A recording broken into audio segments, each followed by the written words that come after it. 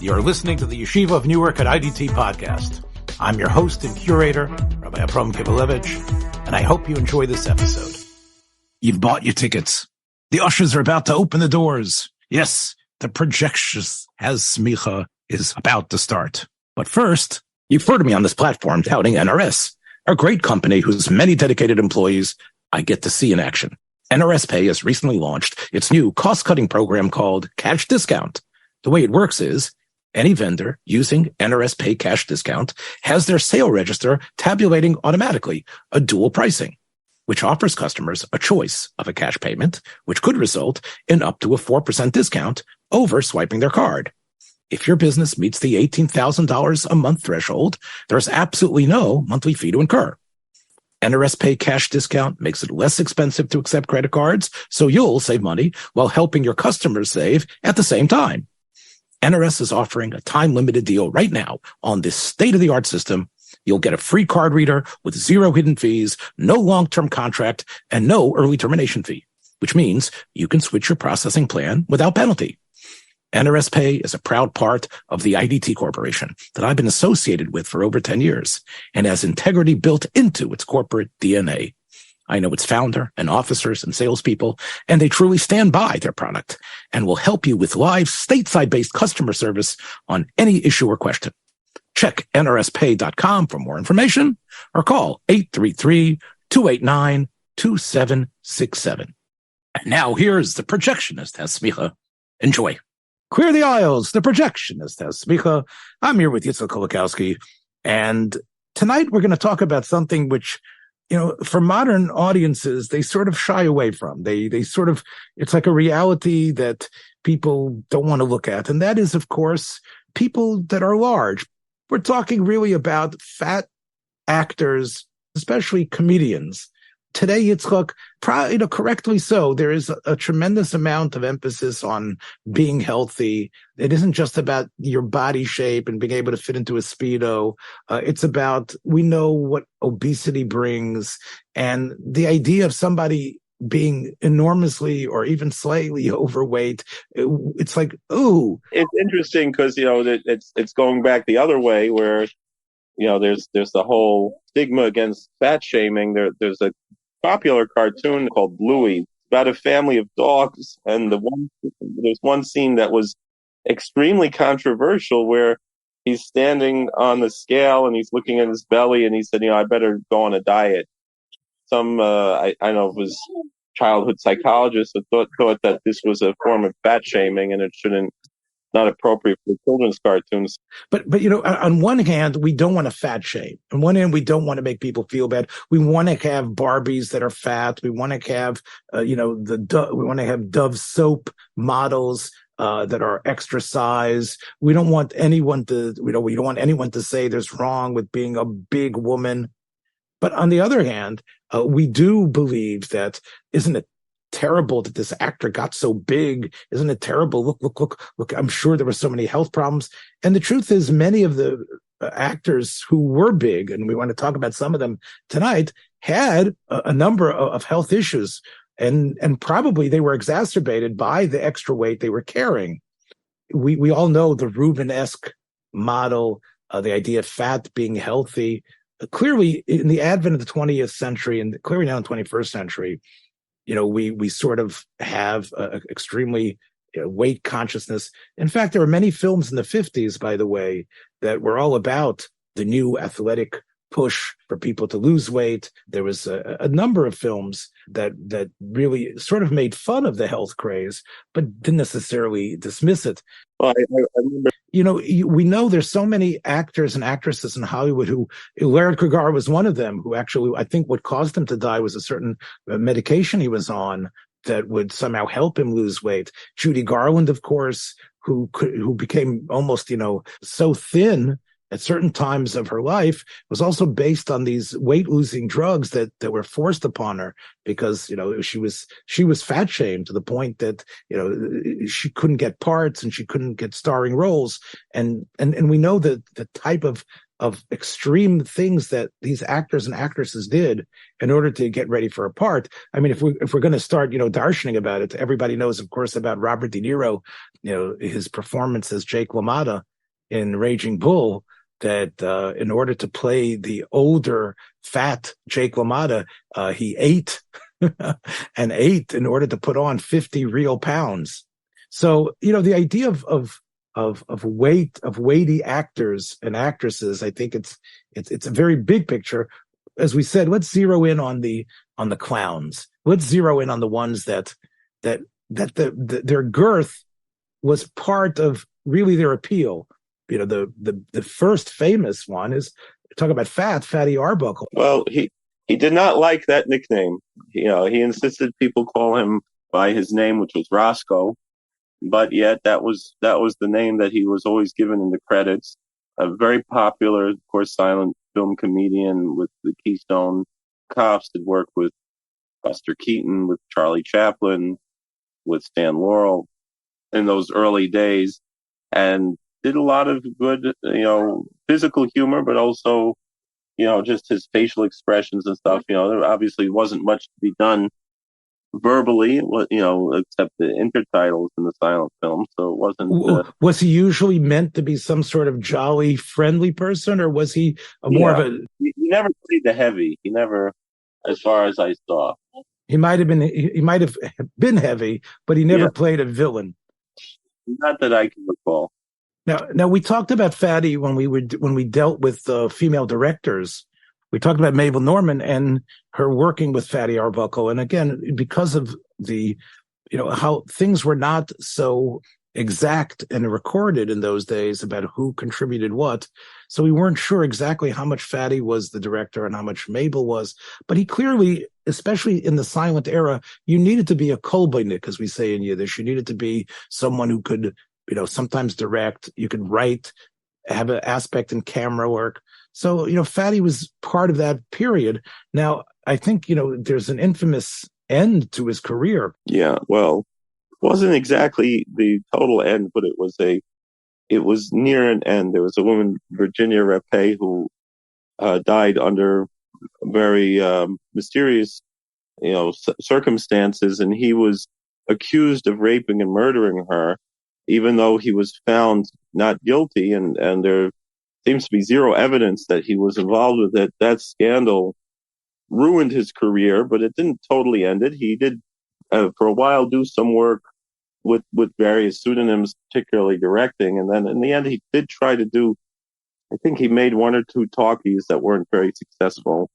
And I guess it sort of ties in to people's prejudices. And I wonder, the fact that he was overweight, the fact that he was a big fellow, did that make people sort of believe, even if he was found innocent, who knows what sort of sick person he really is? Yeah, not only maybe sickness, but a typology that he wasn't able to track people in any normal way. Even though he was happily married, and his wife said that he was a very modest and chaste person. Not, she testified as a character witness in the trial that he was very tsanua, even in their private life. So let's now move to someone who really was successful in making the jump from the silent films to talkies and had a career in both. Somebody whose image, whether you've seen his films or not, I'm sure our listeners are familiar with, and that is Oliver Hardy, who's part of the great comedy team of Laurel and Hardy. There's been many who, Dick Van Dyke and others, who have talked about the brilliance of Stan Laurel and how Stan Laurel was really, in a way, because he was a writer and he did some directing. I'm not sure if Oliver Hardy gets his due in people's mind. He's much different. We were talking off pod. He's much different than Bud Abbott, in terms of this, straight man to the silly one. In many ways, I think we said before that, take Bud Abbott, take Lou Costello away from Bud Abbott, and you don't have much of a talent. I think Oliver Hardy was funny on his own terms. He didn't necessarily need to. His reactions off of Laurel are not only so well known, but they're brilliantly timed, classic, perfect. I mean, the way they worked together was really something. But when we talk about the fat guy, part of it is how thin and sort of almost emaciated and weak Stan was. I don't know if you would just see, Oliver Hardy in a film, you'd say, oh, that was that fat guy. I think part of it is the contrast of Hardy and Laurel. In many ways, he's as clueless in the films as Stan is. He pushes him around. That's true, but they seem to have an affection for each other that I think is quite endearing. It reminds me of working in prison chaplaincy. The friendships that develop between inmates that they wouldn't, if they weren't stuck with each other, they probably would never be friends. But the fact that they're stuck with each other, it's almost like, but it's not quite the same as we talked about of Mice and Men. These two desperate individuals who are kind of stuck with each other. But that's one is taking care of the other. But here in this case, neither really has an advantage over the other. You're correct that as much as Oliver puts on these airs that he's so much superior to Stan, he really isn't, and in many ways, Stan really outsmarts him in many of the scenes. He's somewhat a savant in relationship to Hardy. I know, briefly, I know you saw a film that was probably one of the weirdest Laurel and Hardy films, a science fiction Laurel and Hardy film. Yes, it was called Dirty Work, and Stan and Ollie are chimney sweeps, and they get hired to work for a mad scientist who's in the middle of working on some kind of a formula that'll be like a fountain of youth type of a formula, and he wants to try it out on his butler. The butler is really uninterested, and they're trying to do their chimney sweep work, and they wind up messing up the whole house. And the butler gets very upset, and he tries to go take a bath and wipe away all the filth from the work. And the owner of the house seems totally unfazed by that because he's so interested in his work. And so he demonstrates with the duck. He takes a big duck, puts it into the formula, and then the duck disages, or first to a duckling, and then eventually to an egg, which is quite funny. And then so he's trying to go get the butler, and Stan and Ollie are like, maybe we'll try it with this fish. And they take a big fish out of a fish tank. The fish is almost as big as the fish tank. Puts it in this big tub, and he's about to pour in the solution, and Stan says to Oliver, I mean, this is spoiling the end of the show. He says, just take a few drops. You can't pour so much in, or else you're going to make it too small. So then he said, oh, that's a good idea. Go get the eyedropper. So Oliver is standing there with a pitcher with the activating solution that's supposed to be poured into this big pool, and Stan goes to go get the eyedropper from the shelf, and he knocks him in with the solution, with the activating solution. And so there's all this smoke and the bubbles and everything coming up out of this. And I saw it imagining, oh, he's going to come out as some little baby, but with the bowler hat and the tie and everything. And in actuality, he comes out, I guess this was a few years after the Scopes trial, maybe about 6 years after the Scopes trial. And he comes out as a chimpanzee with the suit and tie and the bowler hat. And then I expected if he was going to say anything to him, he's going to say the classic line, "Here's another fine mess you've gotten me into."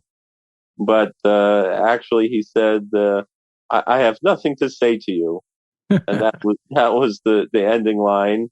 I wanted to touch on something. You mentioned Oliver Hardy's work independently. Oliver Hardy might have been a Laurel and Hardy short, or might have been Hardy by himself. And he was a sailor swabbing the deck, and a big wave comes and hits him in the face. He's all soaking wet, and he thought, to improvise, that it would be funny if he would take his necktie that he was wearing and blow his nose in it.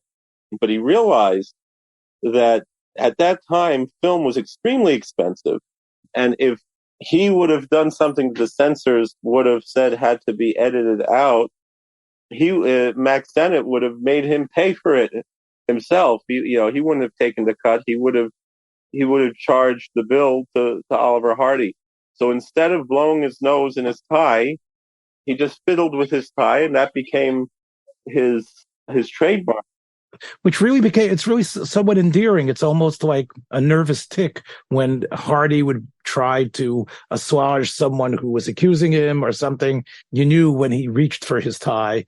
And of course, Laurel, of course, his signature move was, of course, his crying, where, if you got too upset at him, he would just break down and turn into jelly, not being able to withstand the barrage of criticism. So they look, whether you like their films or not, they are so super iconic. I also want to bring out the fact that one of the things that is endearing many times about these hefty actors is their ability to move and dance. Oliver Hardy could shake it when he needed to. There's a lot of wonderful little shorts of Laurel and Hardy dancing, and I think we see this by a number of these twinkle-toed type of large men. And again, the Oliver, the film you were talking about, again, we could go into a whole discussion as to this confluence of the horror, science fiction genre, comedy, evolution, as you pointed out. Their longevity as a team, I think, is something that's in people's minds is astonishing. I mean, to me, the greatest one they made was sort of they're trying to bring the piano up those stairs. I mean, that was just the magic, Yeah. I mean, others have done the same shtick, and you mentioned whether you like them or not. It took me a while for them to grow on me. I think I appreciate Laurel and Hardy a lot more now than I did in my youth. I was definitely more of a fan of the Three Stooges or Abbott and Costello than Laurel and Hardy, if I had to pick one or the other. And now I think they're kind of equal. I guess, if we're talking about larger, funny fat men, I guess we could talk about Curly as well, who was sort of the larger of the Three Stooges. I'm not going to even mention, Curly Joe. I don't count him at all. I know you have a little bit of a soft spot for Curly Joe, but to me, even a softer spot for Joe Besser, who nobody liked. But I do. Even people like Joe Besser, but they don't like him as a stooge. Yeah. Curly Joe, it's not so much that I like him as much as I appreciate some of the films that they did. Curly's dexterity on his feet was also something quite amazing. So again, he doesn't have the grace and finesse of Oliver Hardy, but I guess we could throw Curly in there as well. Jackie Gleason was also quite adept on his toes. Gleason is another example of the large fellow who really, again, part of, if we talk about, Gleason and Art Carney, are clearly, in a way, somewhat modeled on Laurel and Hardy. That sort of dynamic that is between them. Yeah, I mean, they certainly have more of the Laurel and Hardy dynamic than the Abbott and Costello dynamic. But when I was a kid, I kind of associated them more with Abbott and Costello. No. I mean, some of the things are total ripoffs from Laurel and Hardy. Just the frustration that Ralph has with Norton. It's a lot more. It's a lot louder. It's much more New York. It's much louder. It's much more in your face. But it also has that friendship aspect. The same, of course. He wasn't the Southern gentleman that Oliver Hardy was from Harlem, Georgia. Right. Well, again, Gleason knew how to play maudlin. I mean, there were many times where where he's sort of, you can realize he's regretting what he's done. He's regretting something stupid that he did. I'm stupid, or something like that. And you can see almost crying. There is a little bit. There was almost a command from the television gods that he had to sort of do tshuva at the end of every episode. He had to realize how he's wrong, and that how much he should appreciate his wife. But I think those are these forced tacked endings that most of the Honeymooners episodes had. But I think part of the enjoyment is to watch this big guy. And of course, you're right. This was Gleason's, and Away We Go was his. He would put his hands up to his hips and exit stage left, sort of like Snagglepuss, but really, in a way that was quite amusing.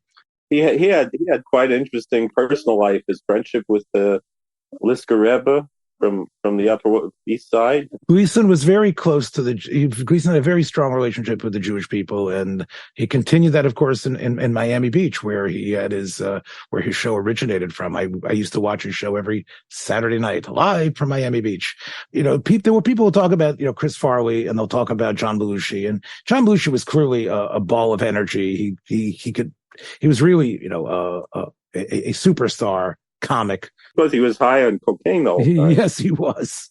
He was a Tasmanian devil, really, of comics. And some of the stuff that he came up with, things that he wrote, ideas that he developed in the National Lampoon Review, and then, of course, in Saturday Night Live, they really are classic. He also struggled with his weight, but I think most people remember him as this, quite overweight fellow. And again, his dancing as part of the Blues Brothers.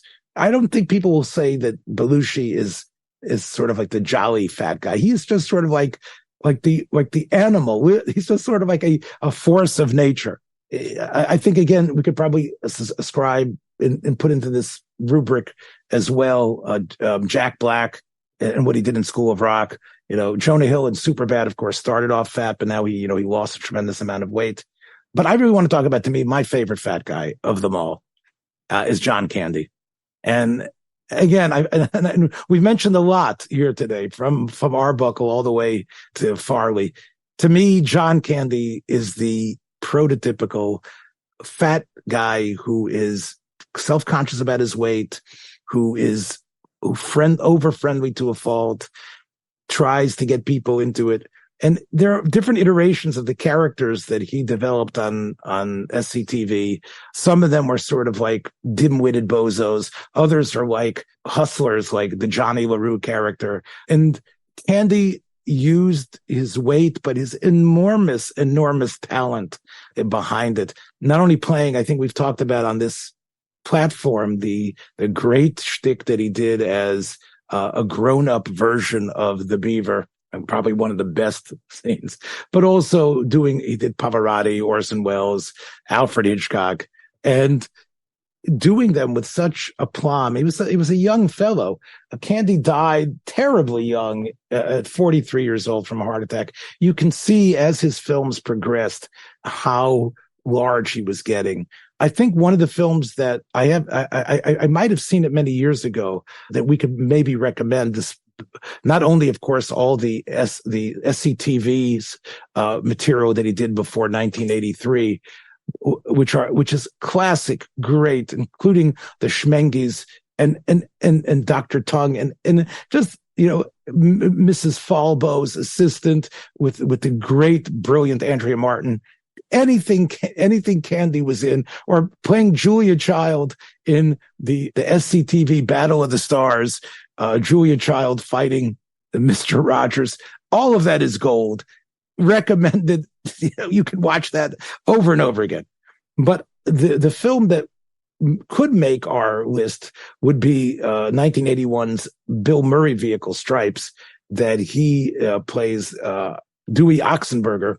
Again, and just a very sweet, big man who is pushed around in the army, self-conscious about his weight, but obviously a person you're attracted to as a nice, decent fellow that you could just laugh at for his antics. There is a film again that you can see, is Splash from '84, which doesn't really make our cut.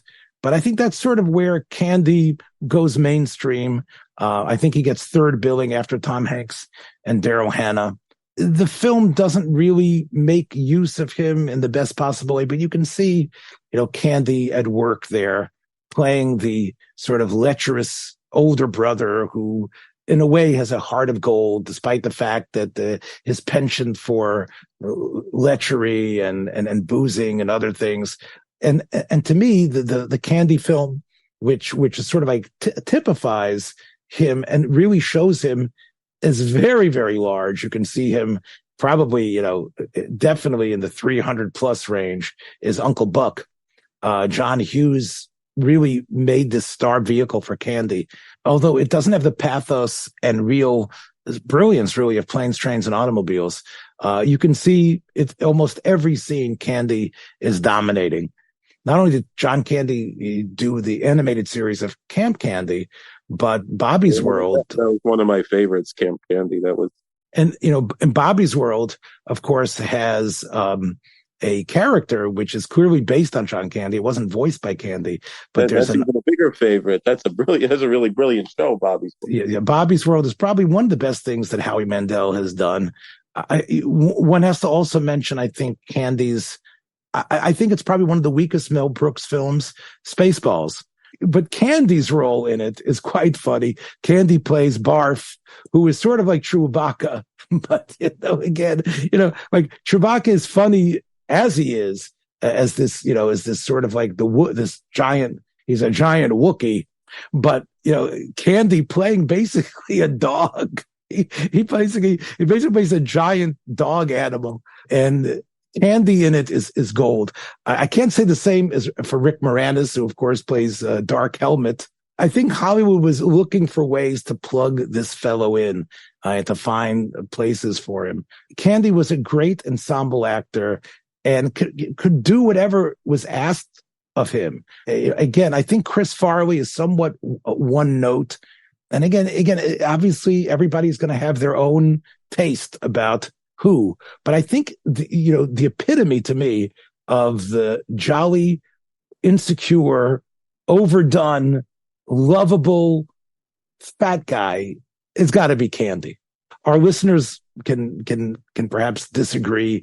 I'm sure I'm missing someone, but and I mourn Candy's death. I really do. I think some of the films, many people will credit Candy for having one of the more inclusive sports films, Cool Runnings. What Candy sort of perfected was, it was sort of like the double expression. Like on one hand, I'm on the make. On the other hand, I'm sympathetic. On one hand, I'm selfish and out for myself, but really, I got to be a good guy. And I think in those ways, the type of contradictions that Candy was able to put on the table are really so reflective of all human beings, the positive energies. And again, I go back to Planes, Trains, and Automobiles, which many people believe is really the best holiday film because of how it really allows the characters to have an arc of growth. Steve Martin, coming to understand that he needs to open his heart and his mind and recognize, another person, and welcoming, Candy's character into his house. The great ones, so many of them, really leave us, so young. I think, as we sign off here, before, the Jewish holiday of Rosh Hashanah, as we go through the Yom Noraim, I think it's worthwhile to think about, of course, our strengths and weaknesses. It's easy, Yitzchak, to sort of swear off those extra sweets and calories. Chazal say that Rabbi Yochanan was a Kohen Gadol and he was a Baal Basar. It was because Mechilas touched him. So maybe these people are Bnei Olam Haba, like Elionovi said, that the clowns are the ones who are Bnei Olam Haba because they bring shalom to people. And maybe that's the chelik of it might be on their level in Indian of Achilas touching. Yeah, especially since somehow, and again, we can't not talk about Santa in this, there is something about the large, happy guy, the guy who is unthreatening. Even the Martians wanted him, and Santa Claus conquers the Martians. So. Yes. All right, my friends. Echlu mishmanim, shasu mamtakim, shloch mono Yisrael nochedlei. Watch your step, by the way. We'll catch you in 5784 soon. Take care, everybody. Be well. Thanks for joining us for another episode from the Yeshiva of Newark at IDT Podcast. Be sure to subscribe on your favorite podcast app so you don't miss a single episode.